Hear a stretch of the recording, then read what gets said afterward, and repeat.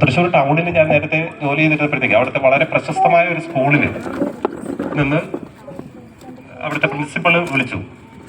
സ്കൂളിലെ ടീച്ചേഴ്സ് റൂമിൽ നിന്ന് ഒരു ടീച്ചറുടെ ബാഗിൽ നിന്ന് ഒരു 3000 രൂപ നഷ്ടപ്പെട്ടു എന്ന്. ഒരു കുട്ടി ഈ ടീച്ചേഴ്സ് റൂമിൽ വന്ന് കയറി പോയി. അതിനുശേഷമാണ് ഈ പൈസ നഷ്ടപ്പെട്ടതായിട്ട് പറയുന്നുണ്ട്. അന്നേരം പ്രിൻസിപ്പൾ വിളിച്ചു പറഞ്ഞിട്ട് കുട്ടിയുടെ ബാഗ് പരിശോധിക്കുകയോ മറ്റുമൊക്കെ ചെയ്യുമ്പോഴത്തേക്ക് ഇനി വേറെ എന്തെങ്കിലും രീതിയിലുള്ള ഹരാസ്മെന്റ് എന്ന് പറഞ്ഞിട്ട് കുട്ടി പോലീസ് സ്റ്റേഷനിലേക്ക് വന്നു കഴിഞ്ഞാൽ അത് സ്കൂളിന്റെ അതോറിറ്റീസ് പെട്ടുപോകും. അതുകൊണ്ട് പോലീസിനെ കൃത്യമായിട്ട് ഇൻഫോം ചെയ്തു പോലീസിന്റെ നിർദ്ദേശപ്രകാരം തന്നെ ടീച്ചേഴ്സ് നോക്കട്ടെ എന്ന് ഞാൻ പറഞ്ഞു. അങ്ങനെ സംശയമുള്ള കുട്ടിയുടെ ബാഗ് പരിശോധിച്ചു. ഈ ബാഗ് പരിശോധന ശേഷം ഈ നഷ്ടപ്പെട്ട 3000 രൂപ ഈ കുട്ടിയുടെ ബാഗിൽ നിന്ന് കിട്ടി.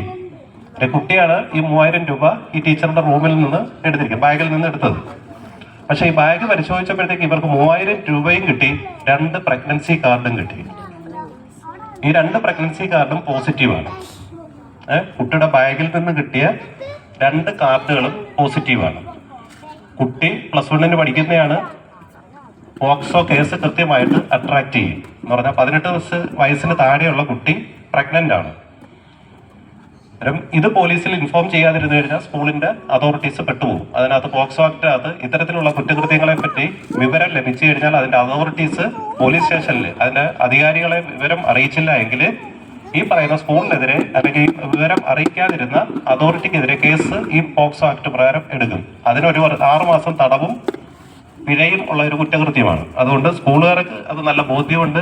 പോലീസിനെ അറിയിച്ച് പോലീസ് എഫ്ഐആർ ഇട്ട് കേസ് അന്വേഷിക്കാൻ തുടങ്ങി. ഈ കേസ് അന്വേഷിക്കാൻ തുടങ്ങിയപ്പോഴത്തേക്ക് പോലീസ് ഈ പറയുന്ന ഇതിന് കുറച്ച് ബേസിക് ആയിട്ടുള്ള നടപടിക്രമങ്ങളുണ്ട്. ഈ പോക്സോ ആക്ട് പ്രകാരം കേസ് രജിസ്റ്റർ ചെയ്ത കുട്ടിയെ കൊണ്ടുവന്നു, മെഡിക്കൽ പരിശോധന നടത്തി. ഇതിന് ശേഷം മജിസ്ട്രേറ്റിന്റെ അടുത്ത് മൊഴി രേഖപ്പെടുത്തണം. അന്നേരം മജിസ്ട്രേറ്റിന്റെ അടുത്ത് അടുത്ത ദിവസമാണ് മൊഴി രേഖപ്പെടുത്താൻ കൊണ്ടുപോയത്.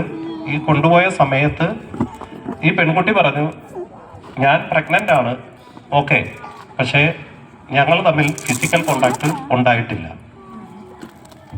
വളരെ വിചിത്രമാണ് ഈ കുട്ടിയുടെ വാദം. ഫിസിക്കൽ കോണ്ടാക്ട് ഇല്ലാതെ പ്രഗ്നന്റ് ആയി എന്ന് പറയുന്നത്. പണ്ട് നമ്മളൊക്കെ ഈ ബൈബിളിനകത്തൊക്കെ കേട്ടിട്ടുണ്ട്. എങ്കിൽ പോലും ഈ കുട്ടിയുടെ പ്രസ്താവന കേട്ടപ്പോഴത്തേക്ക് മജിസ്ട്രേറ്റ് ഞെട്ടി. അന്നേരം മജിസ്ട്രേറ്റിന്റെ അടുത്ത് പറഞ്ഞു, എനിക്കൊരാളിനെ ഇഷ്ടമാണ്, ആ ആളിന്റെ കുട്ടിയെ പ്രസവിക്കാൻ എനിക്ക് വളരെ അതിയായ ആഗ്രഹമുണ്ട്. അതുകൊണ്ട് ഞാൻ അവന്റെ അടുത്ത് പറഞ്ഞു, നിന്റെ സെമൻ എനിക്ക് തരിക, സെമൻ കളക്ട് ചെയ്തുകൊണ്ട് വരിക, ഞാനത് എൻ്റെ ഇതിലേക്ക് ഇൻജെക്ട് ചെയ്തു എന്നാണ് ഈ പെൺകുട്ടി പറഞ്ഞത്. ഞങ്ങൾ തമ്മിൽ ഫിസിക്കൽ കോണ്ടാക്ട് ഇല്ല, വേറെ റിലേഷൻ ഒന്നുമില്ല, ഇതാണ് പ്രൊസീജിയർ ചെയ്തിരിക്കുന്നതെന്ന് പറഞ്ഞു. മജിസ്ട്രേറ്റ് അന്തം വിട്ടുപോയി. ഈ പെൺകുട്ടി ഇത്രയും ഫോർവേഡാണ് എന്ന് കരുതിയിട്ട്. എന്നിട്ട് മജിസ്ട്രേറ്റ് ചോദിച്ചു, ഇതെങ്ങനെ ഇങ്ങനെ ഒരു കാര്യം ഉണ്ടോ എന്ന് ചോദിച്ചു. അന്നേരം അവള് സ്വന്തം മൊബൈലിനടുത്ത് യൂട്യൂബ് എടുത്തിട്ട് ഈ +2 പഠിക്കുന്നവർക്കാണ്, നേരത്തെ SLC ഉണ്ടായിരുന്നു.